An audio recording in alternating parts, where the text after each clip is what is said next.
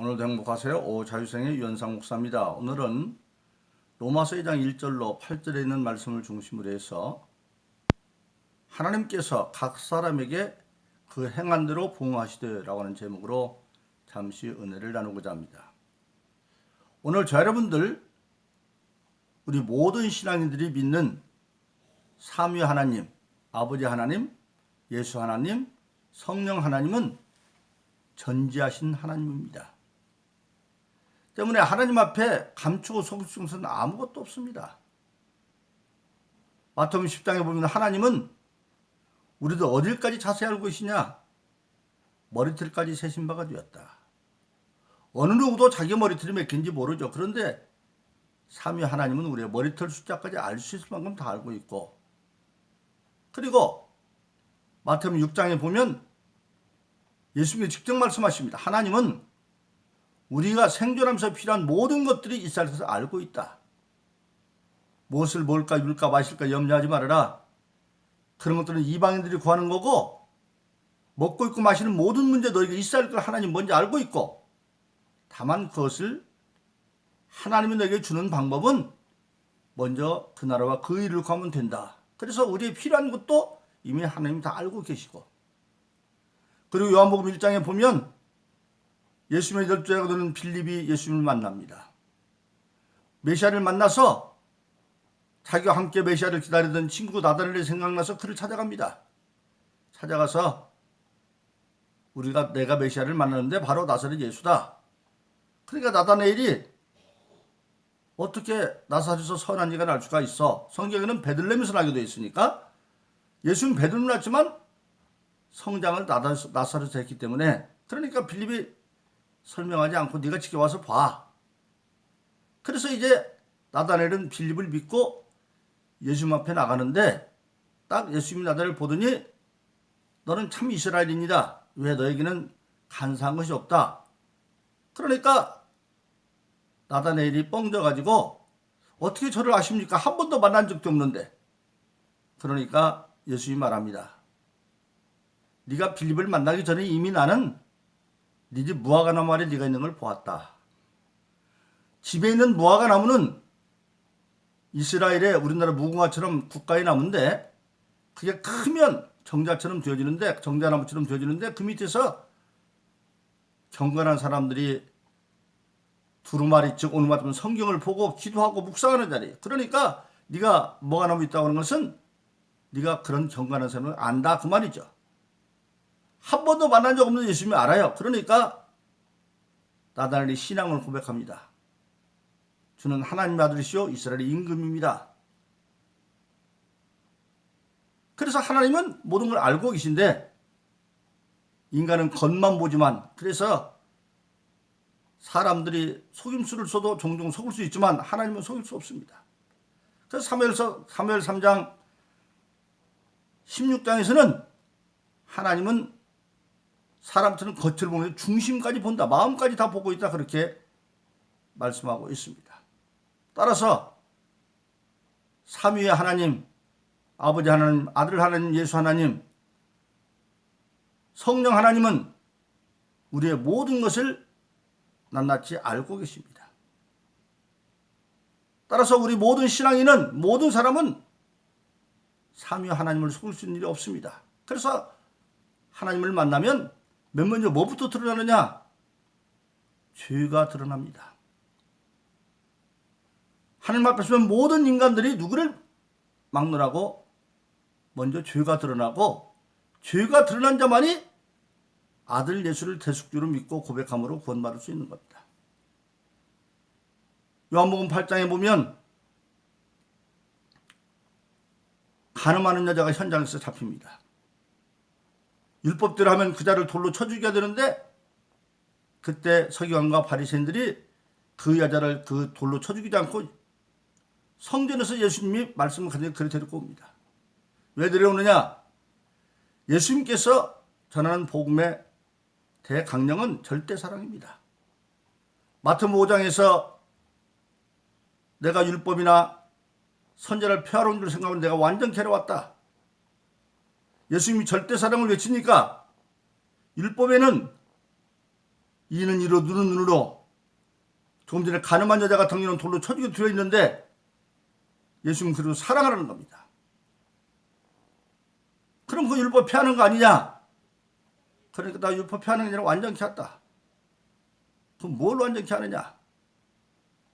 로마서에 보면 율법도 거룩하고 율법도 선하고 율법도 의롭다 그랬습니다. 왜?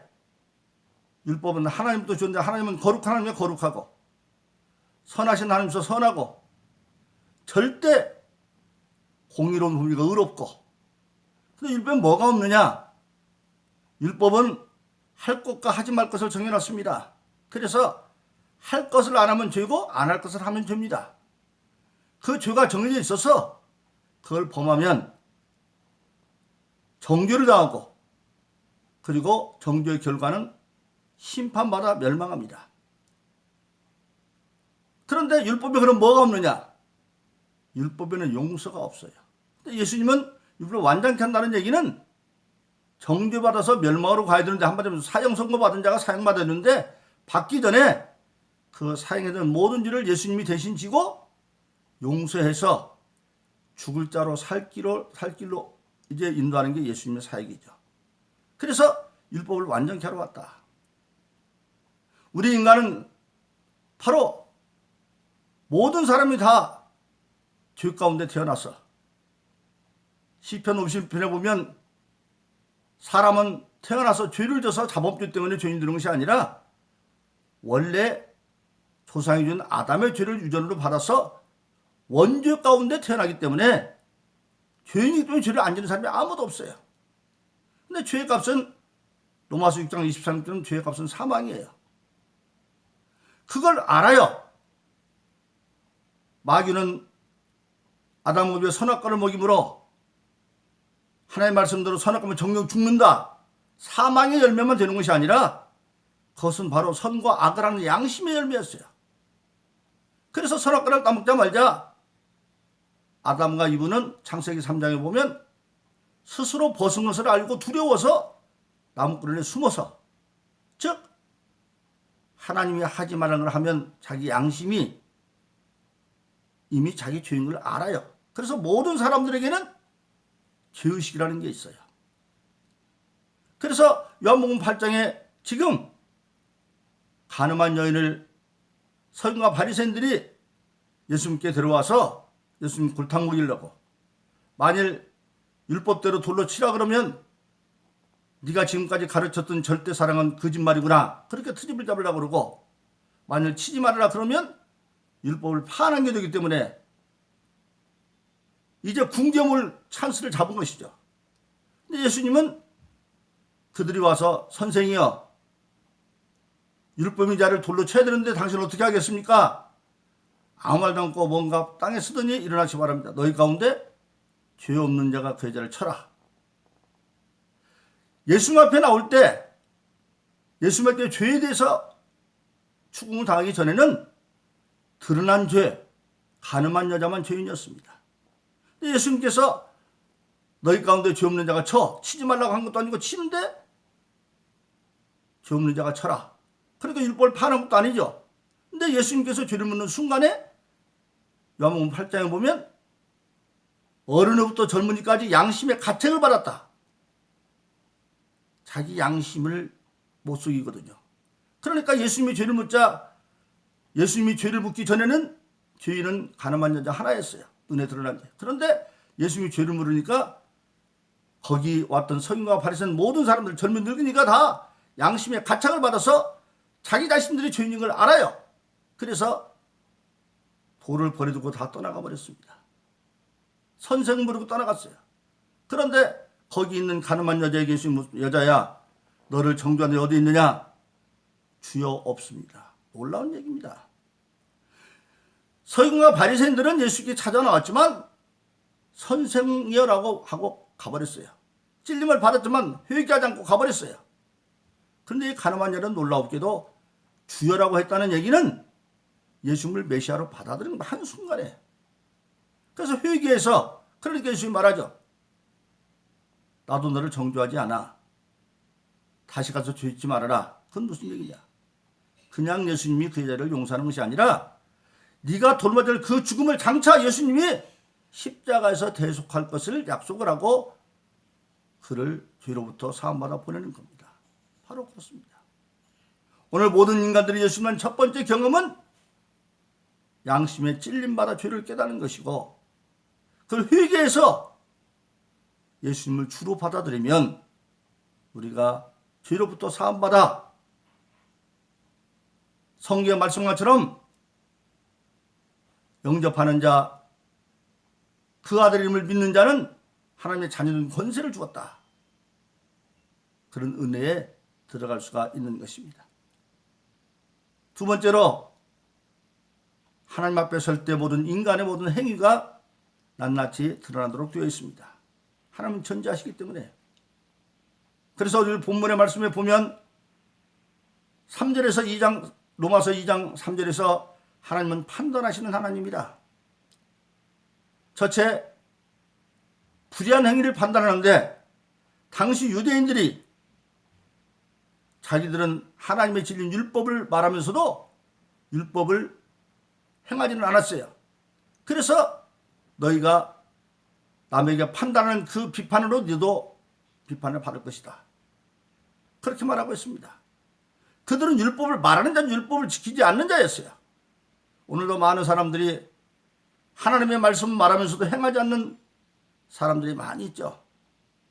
그런 자들은 아는 게 중요해 믿는 게 중요한데 결국은 하나님의 때가 지나고 나면 그들은 진노의 대상이 되고 말아요. 누가복음 13장에 보면 예수님 비유로 말씀하십니다. 어떤 포도원에 무화과나무를 심었습니다. 그런데 그 무화과나무가 열매를 맺어준 돼가지고 주인이 1년 차와도 열매가 없고 2년 차와도 열매가 없고 3년 차와도 열매가 없습니다. 그러니까 관리기를 불러다가 저거 뽑아버려.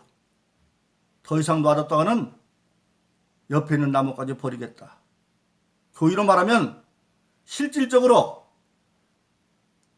회개 열매를 맺고 선행 열매를 맺어야 할 신앙의 연주가 되었음에도 불구하고 열매를 맺지 않는 하나님의 말씀 말아도 행하지 않는 그런 당시 유대인 같은 신앙이 되어지면 초신자들이 그를 보고 그래도 되는 보다 그래서 다른 나무도 버리게 되어버리니까 뽑아버리는 겁니다. 그러니까 가온지기가 주인에게 말합니다. 좀 참으세요. 1년만 더 참아주시면 내가 특별히 저 무화과나무 열매 거름을 많이 줘서 내년에 열매를 좀 그대로 놔두고 없으면 그때 뽑으시죠. 바로 그렇습니다.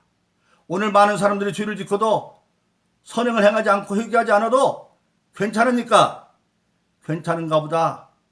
하나님 말씀은 말뿐이다. 그렇게 생각할 수 있어요. 그러나 그건 오늘 본문의 말씀 하나님이 길이 참으시고 인자하고 있다. 인자하심으로. 그리고 마지막은 하나님은 뽑으려고 하는데 그를 위해서 기도하는 사람들이 있어요. 가은지기 같은 사람들. 자기가 출석하는 교회 담임 목사님 수도 있고 거기 있는 자기로서 기도하는 성도들 수도 있고 부모일 수도 있고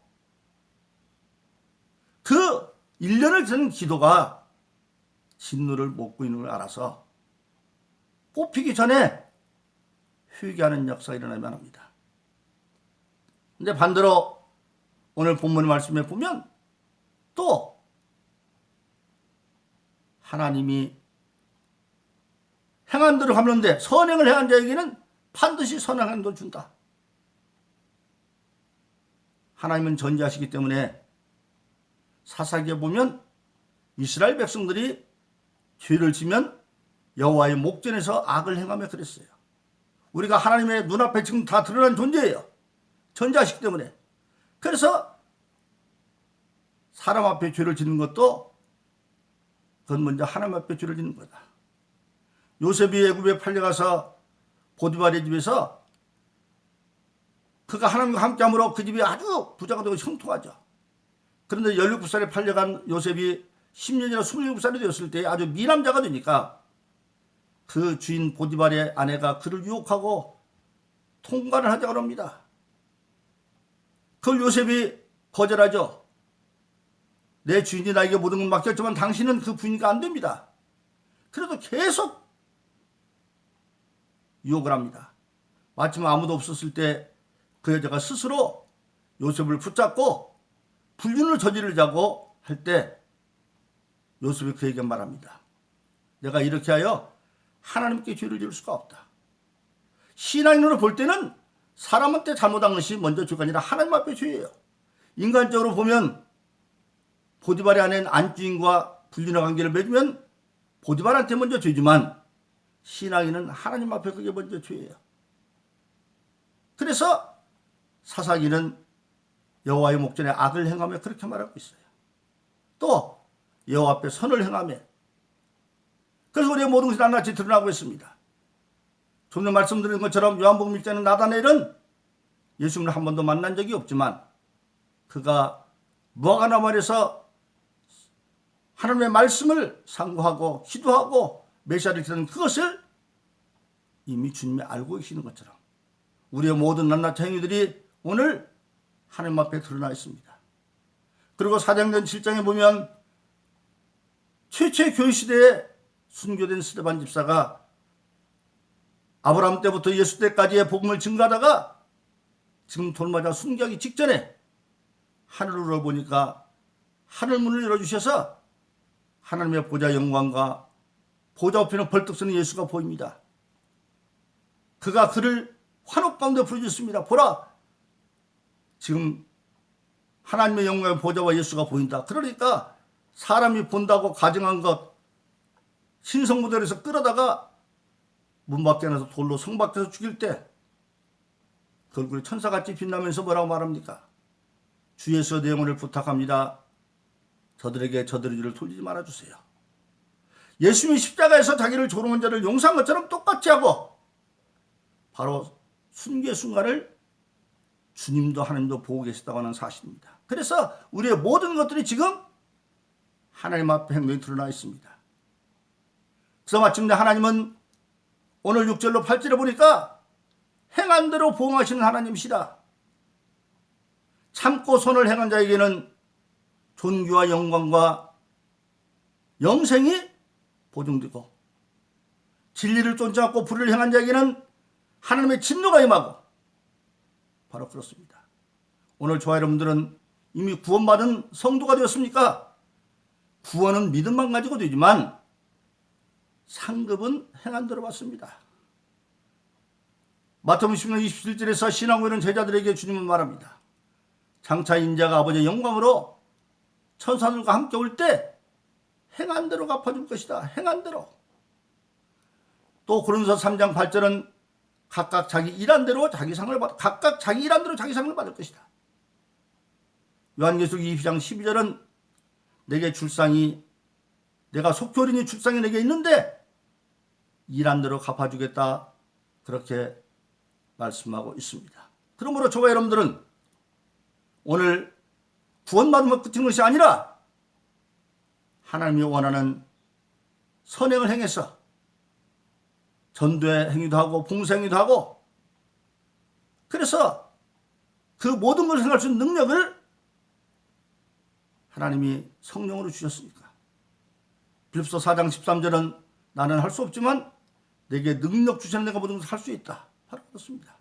성령을 힘입어서 성령은 하나님의 영이기 때문에 고린도전서 2장 10절에 보면 하나님의 속성까지 통달해서 하나님의 뜻을 알게 해주고 그 하나님의 뜻대로 행할 때에 악한 마귀가 방해하지만 그러나 성령은 전능하신 능이라 능히 마귀의 격의를 이기고 하나님의 기쁜 뜻을 행할 수 있으므로 예수님이 주기도문에서 첫 번째 목적을 가리키는 것처럼 하늘에 계신 우리 아버지의 이름이 거룩함을 받으시며 나라의 마주 뜻이 하늘같이 땅에 이루어지다. 하늘에서 뜻을 땅에서 피는 그런 사람들에서 장차 우리가 이 땅에서도 축복받고 내세에서도 영광을 얻는 그런 신앙의 사람 되기를 예수 이름으로 축원합니다. 오늘도 행복하세요. 자유세상의 유현상 목사였습니다. 감사합니다.